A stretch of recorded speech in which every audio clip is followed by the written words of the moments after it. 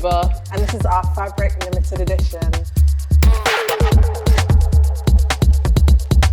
Is there like a rule when it comes to starting a song? Like, you know, you should No, start with a clap? I don't think there's ever like a rule. I think a lot of people start with the rhythm sides. A lot of people start with the melody. Like, I don't think there's like a set like way of starting, but. So these kicks are just, I think Lorenzo BITW gave them to me, so shout out Lorenzo, thanks for those. Okay, with these kicks, would you play them live on like an instrument and then import them into your... No, these are all samples. So these are samples that would have been collected from Lorenzo, I guess, or some other people and put together in a pack. How do you make a sample? How do you make a sample? I guess you have a really great microphone and a really nice space and records a kick or whatever sound. Or you can create it like using a synthesizer.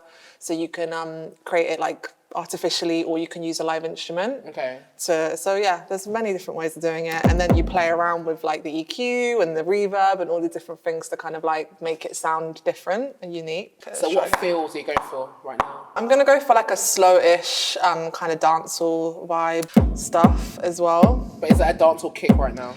Like, yeah, this particular pattern, dancehall kicks are just like doof, doof, doof, doof, doof. Yeah, that's it. Yeah. But yeah, I mean, there's many different types of kick. This is pretty standard. And then after I'd add the kick, I would add a clap, or you can add a snare. All right. This kit is one of my favorites by Double Dutch, who retired from making music, but he was always a really big inspiration. He released this kit on Splice, like downloaded it immediately because he's so Splice sick. is like the go-to where you get your samples. Yeah, a lot of them from Splice. I think there's some really great kits on there from producers that I really admire, like King Doodoo, JLZ. So I'm layering the sound. I'm layering to. I was going to ask that, why? Because I feel like it creates like a richer sound, and also I don't know, it's like a good way of like building sounds. Like often with the kick, you would layer the kick as well. But I mean, listen to them individually, but together. Interesting. So is that meant to be slightly off there? Yeah, like it's like, I don't know, I just want to give it a little bit of bounce, or just trying to like add little sounds in that kind of. But you never use the piano like roll. I'm playing in the sounds originally and then editing them afterwards. Okay. A tip I'd give for like building a beat is just try and fill the space. So don't like put something in. Obviously if you're layering, yeah, you can do that. But if you're just trying to add elements, like just try and fill the space so it's not, things aren't like clashing. So you've got quite a lot going on in the first few bars. I wouldn't say this is the intro, this is just creating a loop. And then I'll build the track afterwards. Because I thought you start the intro and then you go to like the pre-hook. I mean, you can, but I just feel like it's better to have like the body of the track done first, and then you can add stuff and take stuff away. But this is like a dancehall track now, because if you were going to make something else more like baile funk, then would you probably not use certain instruments? I mean, baile funk is really like sample heavy, and they use really crazy samples in the beat. So I don't know, just whatever sounds good, I guess.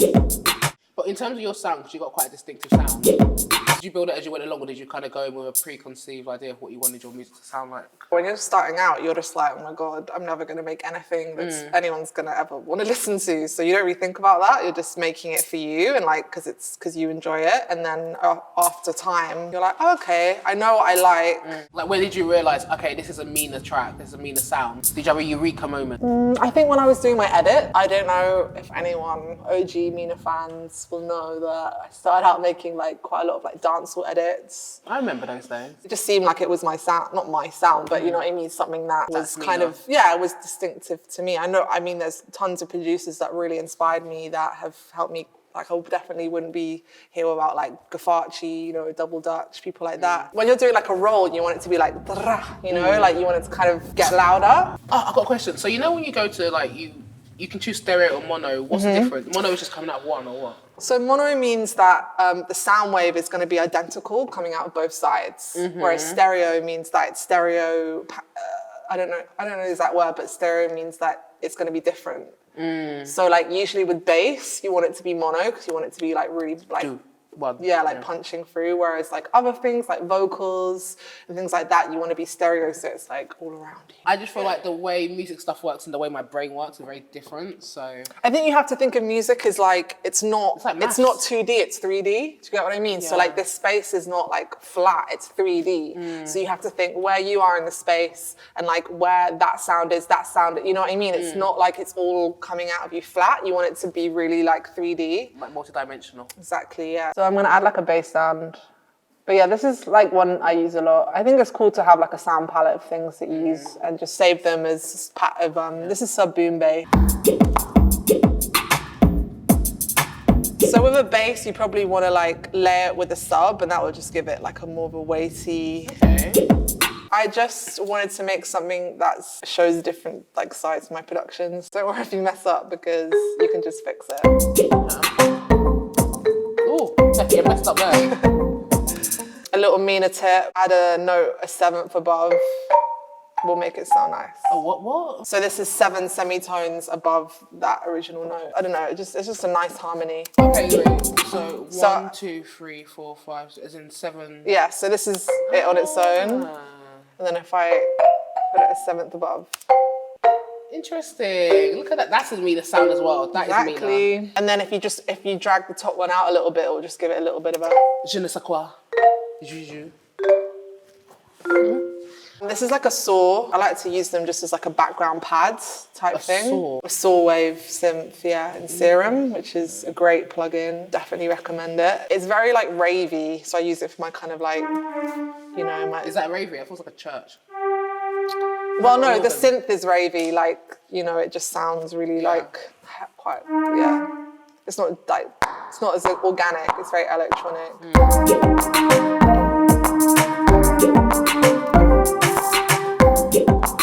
So this is my favorite plugin. I just add it to like everything and it makes it sound really good. It's called the LFO, but there's a certain preset which is called the trance gate, and it just makes everything sound really trance. Just listen. Oh, okay. Do you know what I mean? This reminds me of something. There's a song that has like a really yeah, because it's literally such a famous like trance thing.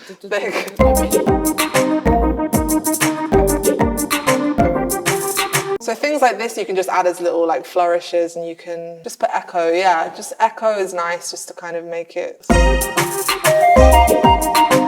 I think that's quite cool. Do you like that one? Yeah, I did. I don't know, maybe let's try. I want like a. Why does it sound so weird? Oh, because it's not on the note, that's why. Ah.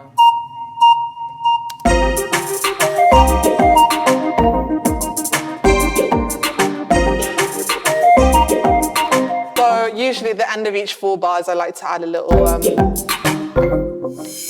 know what it's called, like yeah, just to kind of like drop it out and then bring in the next section.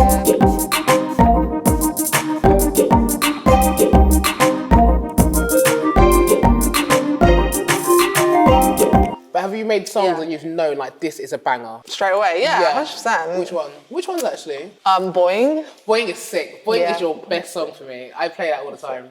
First, I need to do something really important. Ooh. It won't sound good otherwise. I need to make it rainbow. Oh, is that your thing? Mm-hmm. I still don't think my ear's that refined. Like, I've worked with mix down engineers and they're like, yeah, can you hear that? And I'm like, no. What are you talking about? Yeah. Like, I can't, you know, it's like to have that ear where you really can hear like the distinctions between different things is really hard. If I was gonna have a vocal, I'd probably want to do like a verse chorus structure to it. But at the moment, I'm just kind of, it doesn't really matter at the moment. I can't go that high. Ready? Mina.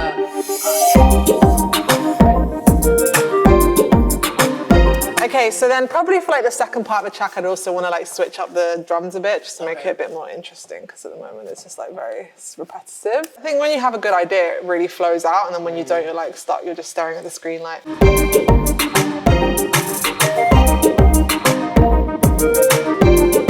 Okay, so I'll show you my favorite plugin, the Imager. Why is it your favorite plugin? I don't know, it just really sounds great and it just is really easy to use. Like what I was saying earlier about things being like 3D.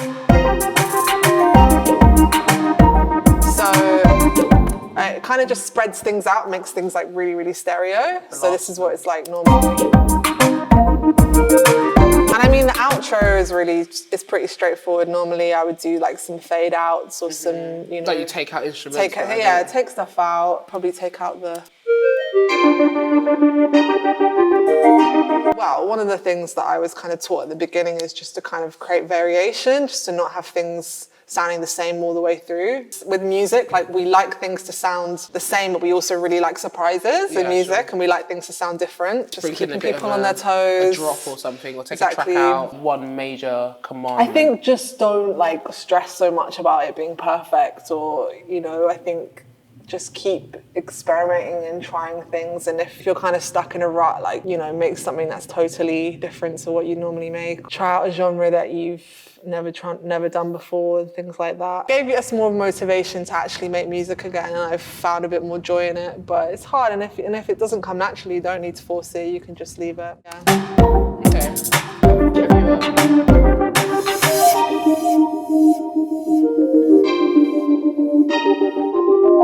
You can try and add like a sparkly. Yeah, there's no sparkly. There's no sparkle. Fairy sparkle.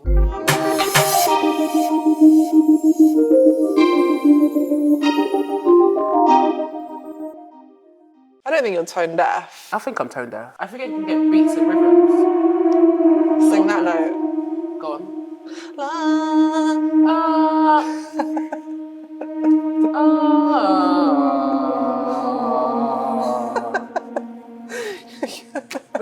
If you were in the choir, you'd be like an alt. Is it the bass? You'd be like a tenor. Oh my God, that's so deep. Is that low? Yeah, that's really low. I can't go high. You'll make a mistake and then it will sound really good, and you'll be like, oh my God, like I'm a genius. Like I should just use this in my track. And yeah, so those are like the best moments, I think. And also another thing that I used to do, which I was like, oh my God, is like I'd make an instrumental and then I'd find an a cappella of, you know, like a Sean Paul track or something, and I'd layer it over the top and it would sound perfect, like it would fit. And a couple of times in some of the remixes I've made, it hasn't been planned, but it's just come out like that, and you're like, oh my God, this is... So you've got to be kind of free and not let yourself be restricted by rules or what you think you want to do. I think it's good to know the rules and then break them however way you want to. I mean, I'm big on like melody, so for me, like I just wouldn't have a note that wasn't in key. You know, that's just something that I would never really do. Some people, that's how they vibe. Each to their own. Exactly. I think it's cool to like play around and move away from the convention, but I guess sometimes it's hard when things just work. I think, there's a reason why these things exist, you know, it's like, but yeah.